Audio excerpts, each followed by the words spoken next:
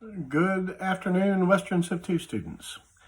So we talked a couple of classes ago about the Vietnam War and how the involvement of the United States got going.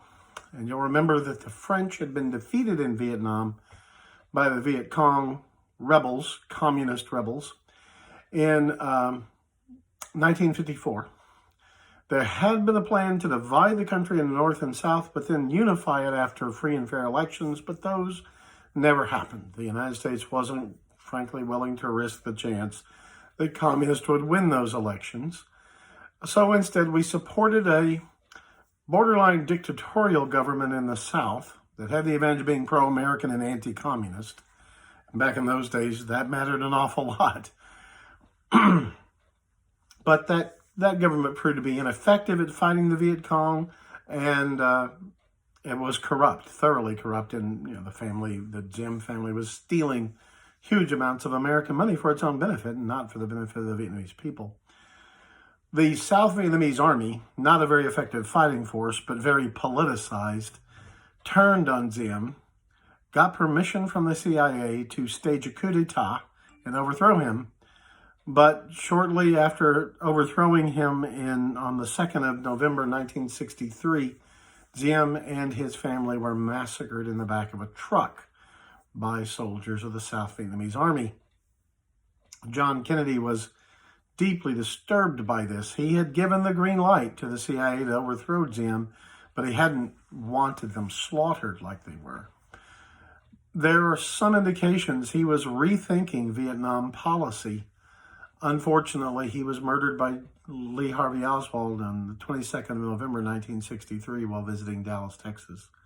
So he would never be able to modify Vietnamese war policy towards the Vietnamese war in his lifetime.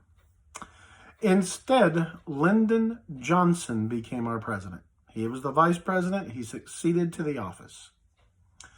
Johnson was a Cold Warrior, a liberal Cold Warrior, a Texan. And he very much didn't want the communists to get control of South Vietnam. He was a convinced member of the school that said, that believed in the domino theory, that when one domino falls, it'll just knock down the rest. If we let South Vietnam go, there will go Cambodia and Thailand and Indonesia and maybe Australia, and who knows if it'll stop at California. So he just would not countenance the idea that communism could take over all of South Vietnam. And he increased the number of American advisors in Vietnam. Remember, we had been sending men to train the South Vietnamese military. We were giving them weapons and they were training them how to use them. They were training them in tactics. So American advisors were going out into the field. Green Berets were going out in the field with South Vietnamese troops and getting involved in firefights, and some had been killed. But the really crucial event happened on the 5th of August, 1964. 2 American vessels, 2 nights in a row, off the coast of North Vietnam. Now, they were in international waters, at least according to our side. And in the night, 2 nights in a row, patrol boats of North Vietnam came racing out at them at high speed. And the first night, one of the skippers reported that they had been shot at and had returned fire. The second night, it was reported they were shot at a second time and they had destroyed the boats. That's early August 1964. Now, Lyndon Johnson wanted an excuse to send American combat troops to Vietnam. I don't think there's any debate about that. I don't know that he meant to get us involved in a full-on war, but I think he wanted more than just small numbers of advisors teaching the South Vietnamese how to fight. He wanted some American fighting men engaged in the fight. And this attack, alleged attack on these 2 American ships, the Maddox and the Turner Joy, was a casus belli, a cause for war in Johnson's mind. Now, Subsequent investigation found no hard evidence that any shots had been fired at the Maddox or the Turner Joy. One of them had a little dent in the shield in front of an anti-aircraft gun that might have been where a bullet had hit it. But that was it. That was literally the sum total of physical evidence of any attack. Certainly nobody was hurt. Nothing was meaningfully damaged. But still, because of this attack, Lyndon Johnson got, with minimal debate, passed through the United States Congress the Tonkin Gulf Resolution. Now, this is not a declaration of war, but it was a declaration by Congress that President Johnson was empowered to use whatever military force he deemed necessary to protect American personnel and property in Vietnam. So it's not a declaration of war, but it is an authorization for the use of force. And Johnson he gets this Tonkin Gulf Resolution after this alleged attack. Whether it happened or not, many scholars still wonder if anything happened. It could have been a figment of their imaginations for as little evidence as there was of the event. But Johnson begins to send larger numbers of troops and airplanes, especially aircraft. An American air base was established outside of the South Vietnamese capital of Saigon to offer airborne support for the South Vietnamese army. Unfortunately, a few months after a large number of American aircraft got on the ground north of Saigon, the Viet Cong rebels attacked that base. They destroyed several U.S. aircraft, injured and killed some American personnel on the ground. Humiliation, really. It was on the news.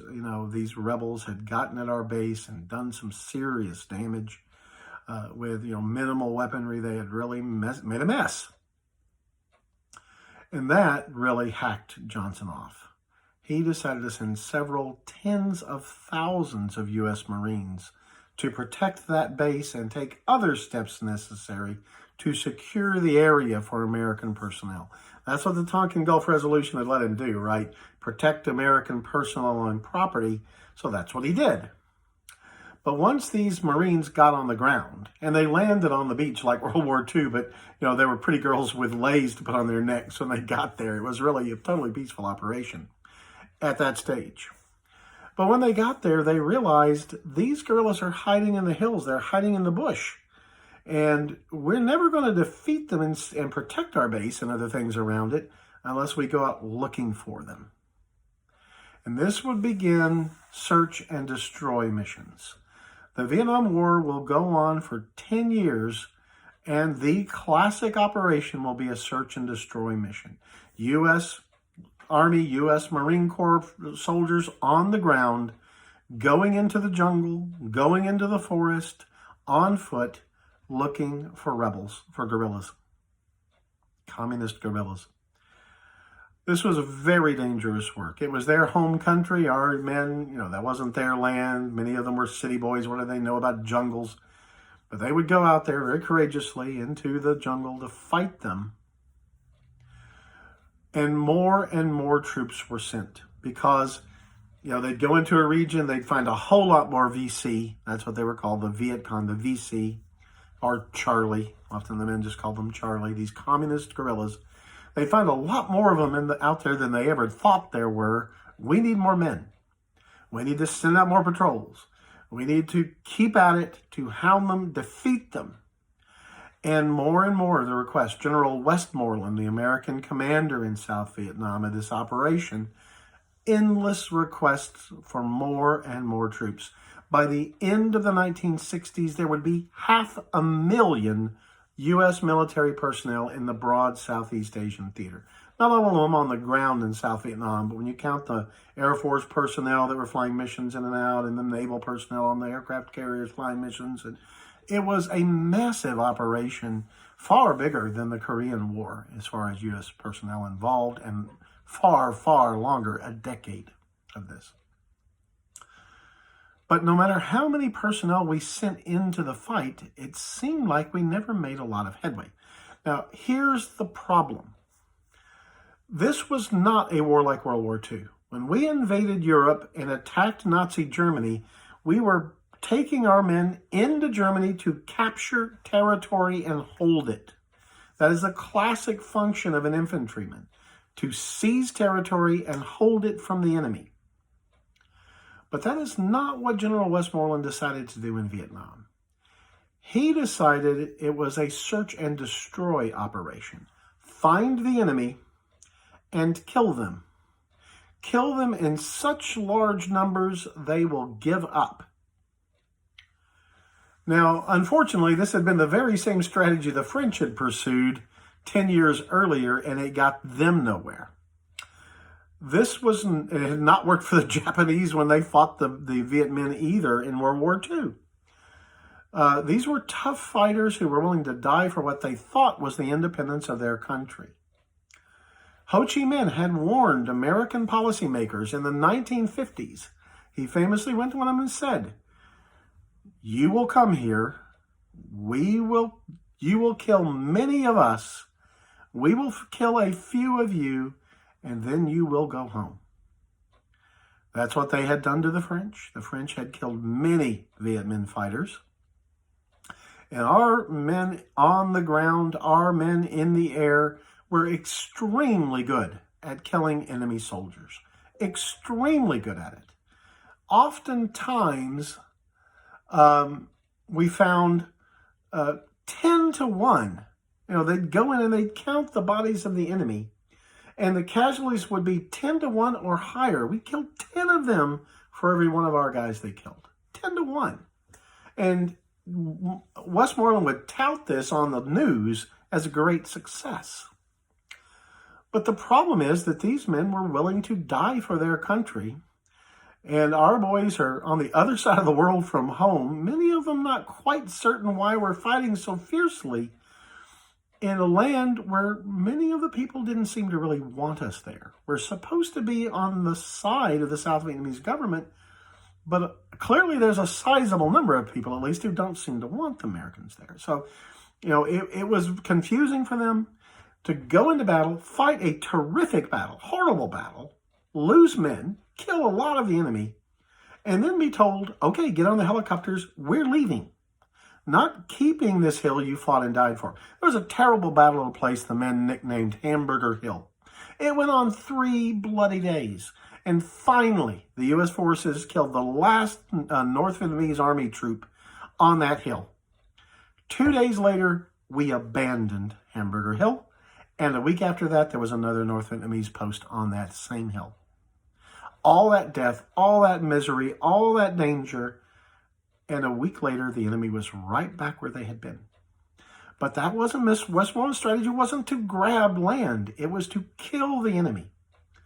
But the enemy proved not willing to cooperate. They weren't willing to give up just because we were killing a lot of them. There would be attempts to modify the strategy after about 1967. More focus on what became known the hearts and minds strategy. Win the hearts and minds of the local people of Vietnam, especially the rural people of Vietnam.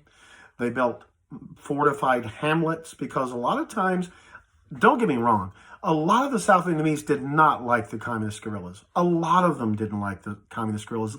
They wanted to be alone. They wanted to be just able to raise their families, raise their crops, live a quiet life. They didn't want a war. They didn't want communism. They didn't want anything. Just leave us alone.